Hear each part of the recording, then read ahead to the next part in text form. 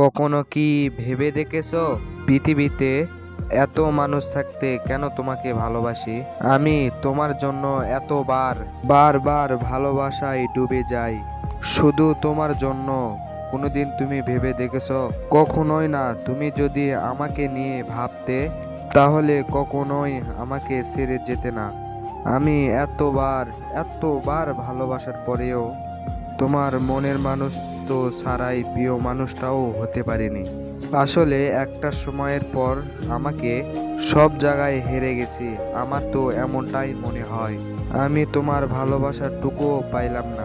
আফসোস, আজও তুমি আমাকে একটুও বুঝলা না।